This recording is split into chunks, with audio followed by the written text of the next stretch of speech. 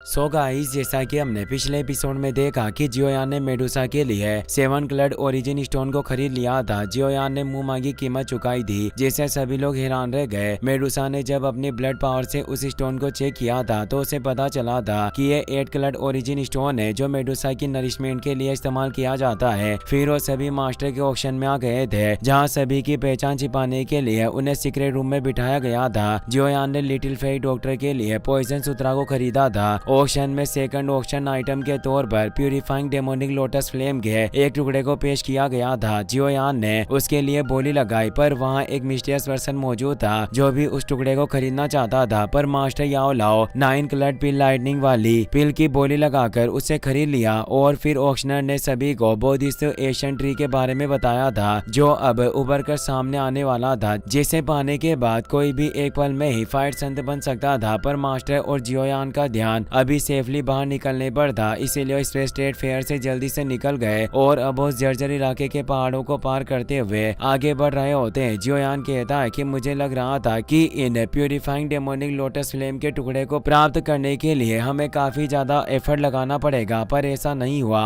हमने काफी स्मूथ तरीके से इसे प्राप्त कर लिया। मास्टर भी उसकी बात से एग्री करते हैं और वो उस मिस्टीरियस पर्सन के बारे में सोचते हैं और कहते हैं कि जो आदमी हमें उस ऑक्शन हाउस में दुबकाने की कोशिश कर रहा था वो कोई नॉर्मल पेटिशनर नहीं था और ना ही वो कोई अच्छा इंसान है। जियोयान पूछता है कि आखिर मास्टर वो इंसान कौन था और उसका ओरिजिन क्या है, यानी वो किस कबीले से है। मास्टर उसे बताने वाले थे, पर तभी वहाँ तेज हंसी की आवाज आने लगती है और उनके चारों तरफ एक बैरियर एक्टिवेट होने लगता है। वो पेटिशनर कहता है कि तुम सभी इतनी जल्दी से निकलने की कोशिश क्यों कर रहे हो। तभी एक वॉइड पोर्टल ओपन होता है, जिसमें से एक कार्ड में बैठा हुआ स्कॉर्पियन क्लैन का पेटिशनर वहाँ जाता है। ये वही मिस्टीरियस पर्सन था जो 2 लड़कियों के साथ मौजूद होता है। उसका नाम स्काई स्कॉर्पियन होता है। वो याओ चेन को अच्छी तरह से जानता था, इसीलिए वो कहता है कि मैंने उम्मीद नहीं की थी कि तुम ऑल ऑफ सोल्स के हाथों बच गए और अब वापस से जिंदा हो चुके हो। तभी एक पोर्टल और ओपन होता है, उसमें से एक स्कॉर्पियन क्लैन का पेटिशनर बाहर निकल आता है, जिसका नाम अर्थ स्कॉर्पियन होता है। वो भी हंसते हुए कहता है कि मैंने उम्मीद नहीं की थी कि आज मैं इन 2 सुंदर लड़कियों से मिल पाऊंगा। मास्टर बताते हैं कि इन दोनों का नाम स्काई स्कॉर्पियन और अर्थ स्कॉर्पियन है। ये दोनों कमीने डेविल स्कॉर्पियन एक बहुत ही अश्लील और अजीब तरह के एशियन सेट से आते हैं, जिसे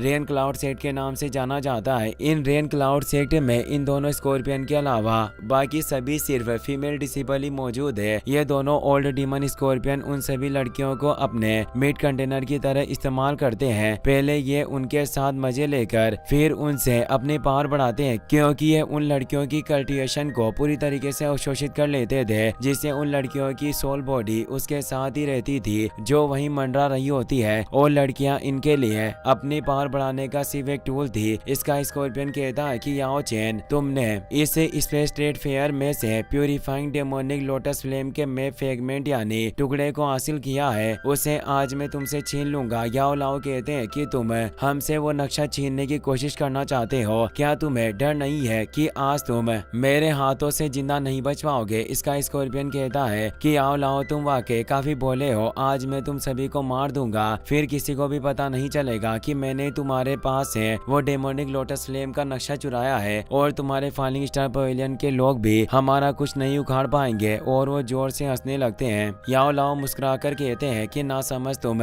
हमें मारने की कोशिश करना चाहते हो, क्या तुम अपने आप को कुछ ज्यादा ही नहीं आंक रहे हो। अर्थ स्कॉर्पियन कहता है कि याओ चेन, ऐसा मत सोचो कि तुम हाफ फाइट संत बन चुके हो तो हम दोनों ही तुमसे डरेंगे। मेरी पावर भी फाइट वेनरेट के पीक पर पहुंच गई है और मेरा भाई हाफ फाइट संत रियल्म में पहले ही कदम रख चुका है। और तुम्हें याद होगा कि उस प्राचीन समय में तुमने हमें सेंट्रल प्लेन से बाहर निकालने के लिए काफी सारे पावरफुल लोगों का सहारा लिया था। आज हम तुमसे उस पुराने शिकायत का बदला भी लेकर आएंगे। और वो अपनी पावर को एक्टिवेट कर लेता है। याओ लाओ भी अपनी पावर को एक्टिवेट कर लेते हैं और अपने ओरा को फैलाते हुए अपने पाम टेक्निक को एक्टिवेट कर लेते हैं, जिससे वो अर्थ स्कॉर्पियन पर हमला कर देते हैं। एक जायंट स्पेशल पाम नीचे आने लगता है। अर्थ स्कॉर्पियन अपनी वोटेक्स पावर के साथ उस पाम का विरोध करने जाता है। इसका स्कॉर्पियन ने भी अपने पावर को उसके साथ मिला दिया था, जिससे वो उस पाम को नष्ट कर देते हैं और एक तेज दबाव पड़ता है। जियोयान मेडुसा और लिटिल फेई डॉक्टर के साथ उस बैरियर से बाहर निकल आया था। दरअसल याओ लाओ ने ही स्पेस क्रैक को खोल दिया था, जिससे वो बाहर आ पाए, पर जियोयान को मास्टर की फिक्र हो रही थी। अर्थ स्कॉर्पियन अपने भाई से बोलता है कि कि आप थोड़े देर के लिए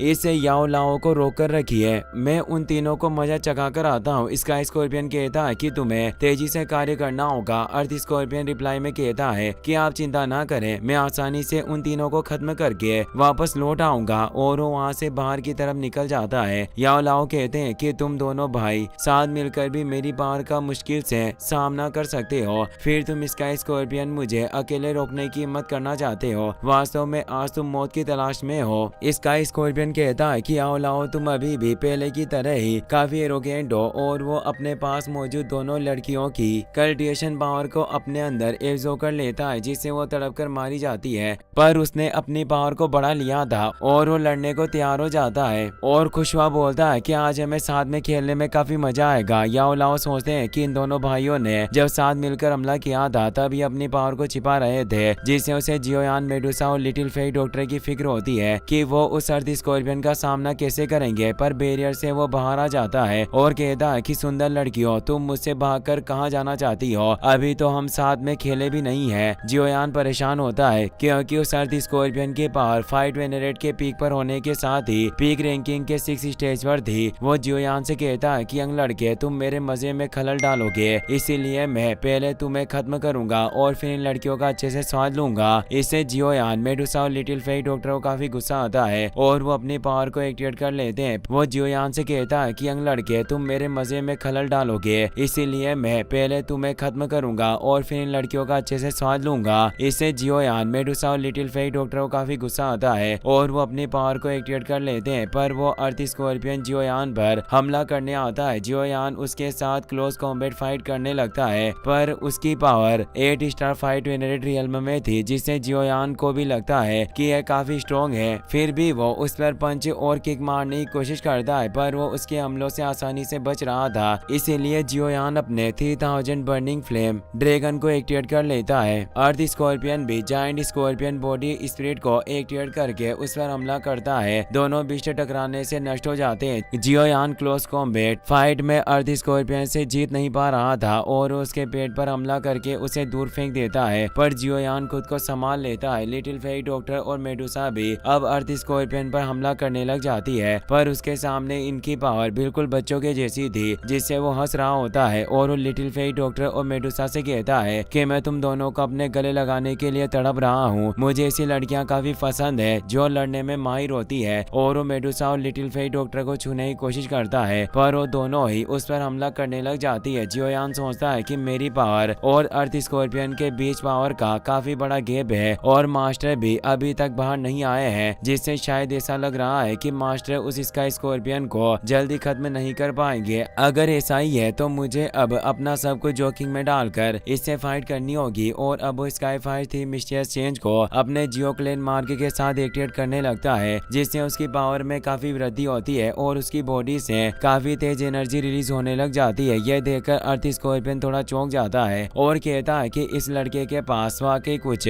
स्किल्स है और इसकी यह टेक्निक मुझे बर्निंग फ्लेम वैली की सीक्रेट टेक्निक के जैसी लग रही है। और अब वो जियोयान पर तेजी से हमला करने जाता है। जियोयान अब उसका मुकाबला करने लगता है और उस पर वार कर रहा था। अर्थ स्कॉर्पियन कहता है कि तुम्हारी यह टेक्निक तुम्हें 8 स्टार फाइट वेनरेट से पीक फाइट वेनरेट के 3rd स्टेज पर पहुंचा सकती है, पर मैं 6 स्टेज पर हूँ, जिससे तुम्हारी पावर अभी भी मुझसे काफी कम है, तुम मुझसे जीत नहीं सकते। और स्कॉर्पियन पावर अटैक से जियोयान को जमीन पर फेंक देता है, पर जियोयान बच जाता है तो वो उस पर एक और पावरफुल पंच अटैक करता है, जिससे जियोयान उसकी पावर का विरोध करता हुआ उसे दूर कर देता है। पर उसकी एनर्जी खत्म हो गई थी, जिससे वो स्काई फाइट थी मिस्टीरियस चेंज भी डीएक्टिवेट हो जाती है। वो सोचता है कि मैं पीक फाइट वेनरेट के 3rd स्टेज पर पहुंचने के बावजूद भी इसका सामना नहीं कर सकता। वास्तव में इतनी बड़ी लेवल में 3 स्टेज का अंतर भी काफी बड़ा होता है, जो मैं इसे एक खरोच भी नहीं पहुंचा पा रहा। लिटिल फेई डॉक्टर और मेडुसा भी जियोयान के पास आ गई थी।